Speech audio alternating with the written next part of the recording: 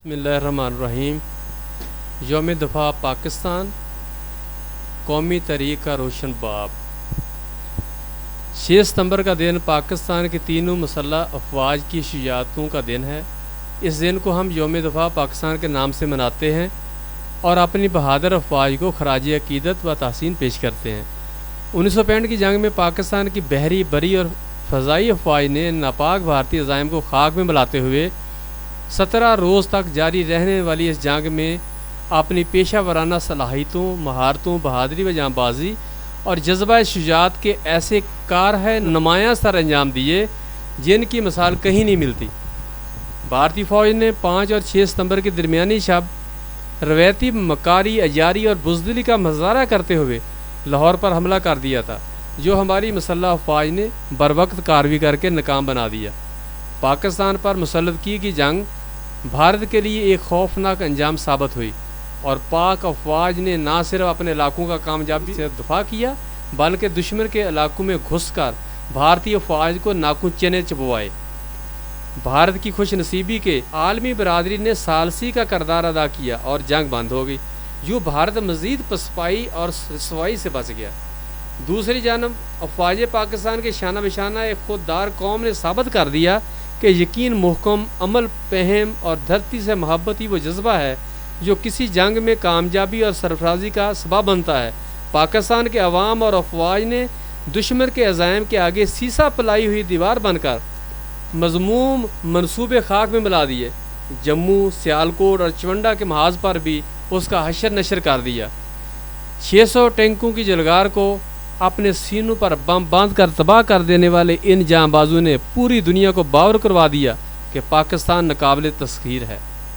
भारत के असला, तोपों, टैंकों पर पाक अफवाज का कब्ज़ा भारत को मज़ीद ज़ख्म लगाने के लिए काफ़ी था। पाकिस्तान की जांबाज फ़ज़ाइया ने भारत की फ़ज़ाई बरदरी को भी खाक में मिला दिया, जिस पर उसका बड़ा घमंड था। जोधपुर, हलवाड़ा, आदमपुर, जामनगर के फ़ज़ाई अड्डों को तबाह कर दिया गया। चश्मे फलक ने पाकिस्तानी शाहीनों को बिजली की तरह कूदते, झपटते, पलटते देखा।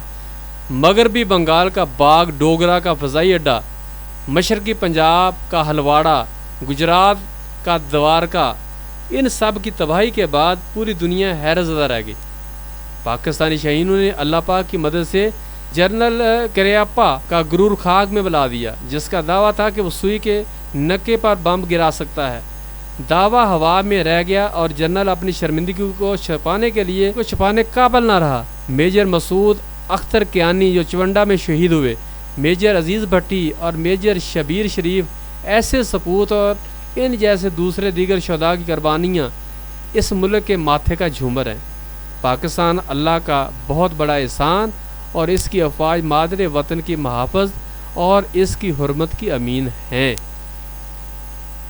हम उन खानवादों, माओं, बहनों, बेटियों को सलाम अकीदत पेश करते हैं जिनके खून की आबियारी से ये मुल्क महफूज व ममून है। वाकई ये पुत्र हटाते नहीं बिकते। भारतीय फ़ौज में आला तरीन ओहदे से रिटायर होने वाले एयर मार्शल भारत कमार ने अपनी किताब the duels of the Himalayan eagle, the first Indo Pak war में एतराफ़ किया कि 1965 की जंग में पाकिस्तान के मुकाबले में भारत को ज़्यादा नुकसान उठाना पड़ा था। यहाँ तक कि पाकिस्तान ने सिर्फ 2 दिन में भारत के 35 तैयारे तबाह कर दिए। भारत के मौकर अखबार टाइम्स ऑफ इंडिया ने इस किताब के हवाले से एक रिपोर्ट भी शाये की, जिसमें दावा किया गया कि भारतीय वज़ारत दफ़ा के रिकॉर्ड में तस्लीम किया गया कि 1965 की जंग में भारत को भारी नुकसान उठाना पड़ा। 1965 की जंग भारत और पाकिस्तान के दरमियान पहली फ़ज़ाई जंग थी। भारतीय फ़ज़ाइया को पाक फ़ज़ाइया पर अददी लिहाज से बरतरी हासिल थी, लेकिन पाकिस्तानी तैयारे टेक्नोलॉजी के लिहाज से भारत के मुकाबले में ज़्यादा जदीद थे। जंग के वक़्त भारतीय फ़ज़ाइया के पास 28 लड़ाका स्क्वाड्रन जबकि पाकिस्तान के पास सिर्फ 11 स्क्वाड्रन थे। पाक फ़ज़ाइया ने आनन फानन 2 दिन में भारत के 35 तैयारे तबाह कर दिए, जिनमें 6 सितंबर को पठानकोट और 7 सितंबर कलाइंदा में भारत को भारी जानी नुकसान उठाना पड़ा। पाक बहरिया ने भी अपने से कई गुना बड़ी कुव्वत का इबरतनाक शिकस्त दी। त्यारा बरदार जहाज़ और बहरी बेड़े के मुकाबले में پاک بحریہ کے پاس صرف چند جہاز اور صرف ایک آبدوز غازی تھی جس نے اس جنگ میں وہ کارنامہ انجام دیا جس پر ساری دنیا ششدر رہ گئی۔ پی این ایس غازی بھارتی بحریہ کے ہیڈ کوارٹر بمبئی کی نگرانی پر تعینات تھی۔ اس تعیناتی کا مقصد دشمن بیڑے کی نقل و حرکت پر نظر رکھنا تھا۔ اس اکیلی آبدوز نے دشمن کو بمبئی میں محصور کر کے رکھ دیا تھا۔ بھارتی بحریہ کھلے سمندر میں حملہ کرنے کی جرت نہ کر سکی۔ پاک بحریہ نے کمبوڈر ایس ایم انور کی قیادت میں مارکا دوارکا کے ذریعے دشمن کے چھکے چھڑا دیے۔ 17 ستمبر کو غازی نے سطح پر آ کر بھارتی جہاز آئی این ایس برہما پتر کو 3 ٹارپیڈوز سے نشانہ بنایا اور جوابی حملے کو آسانی سے ناکام بنا دیا۔ وطن واپسی پر اس آبدوز کو ستارہ جرت اور تمغہ جرت سمیت 10 جنگی اعزازات سے نوازا گیا۔ یہ قوت ایمانی ہی تھی جو عسکری قوت پر غالب رہی۔ ملک کی فضا اللہ اکبر اور پاکستان زندہ باد کے نعروں سے گونجتی رہی۔ 6 ستمبر کی جنگ نے ہمارے اجتماعی رویوں کے روشن پہلوؤں کو اجاگر کیا جن میں ملی وحدت، تنظیم، حب الوطنی اور قومی افتخار نمایاں ہے۔ اس دن پوری قوم بھارت کو سبق سکھانے کے لیے فرد واحد کی طرح اٹھ کھڑی ہوئی۔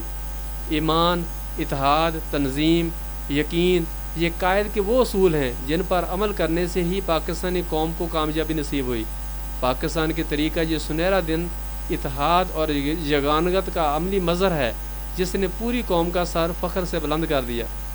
آج ایک بار پھر یوم دفاع ہم سے تقاضا کرتا ہے کہ ہم نفرتوں اور عداوتوں کی خلیج کو ختم کر کے ایمان کی حرارت دلوں میں زندہ کرتے ہوئے ایک قوم بن جائیں تاکہ دشمن کے ناپاک عزائم کو خاک میں ملایا جا سکے۔ اس میں دو رائے نہیں کہ برصغیر میں اسلام کی سب سے بڑی مملکت پاکستان دین حق کی ایک مضبوط علامت بن کر ابھری جو بادل کفتوں سے آج تک برداشت نہیں ہو پا رہی۔ یہود و ہنود کی ریشہ دوانیوں سے ہی 1971 میں یہ ملک 2 لخت ہوا۔ افغانستان، عراق، لیبیا، شام، برما، بوسنیا، چچنیا، سوڈان اور دیگر ممالک کو خانہ جنگی میں دھکیل کر اب پاکستان کو دہشت گردی، فرقہ واریت اور مسلکی اختلافات کی بھین چڑھانے کے لیے سازشیں عروج پر پہنچ چکی ہیں۔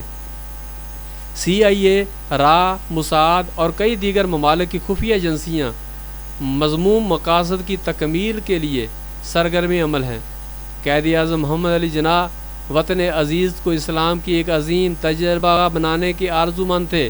انتہائی نامساعد حالات کے باوجود یہ مملکت عالم اسلام کی پہلی اور دنیا کی 7ویں ایٹمی طاقت بنی جس سے پاکستان کو عسکری لحاظ سے تسخیر کرنے کی دشمنوں کی امیدیں تو دم توڑ گئیں مگر ان کا خبث باطن آج بھی زندہ ہے۔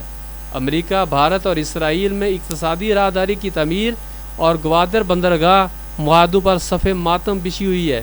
افسوس قیام پاکستان کے لیے ہمارے آباء و اجداد نے جو قربانیاں دیں آج ہماری نسل اس سے ناآشنا ہے۔ قائد اعظم محمد علی جناح کے تصور پاکستان کو پس پش ڈال کر اندھا دھند مغرب کی تقلید کی جا رہی ہے۔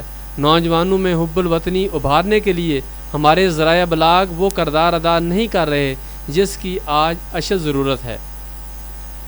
ہمارا ملک کہاں کھڑا ہے اور ہم کدھر جا رہے ہیں کسی کو کوئی خبر نہیں کیونکہ پوری قوم چومکھی مسائل میں گھری ہوئی ہے۔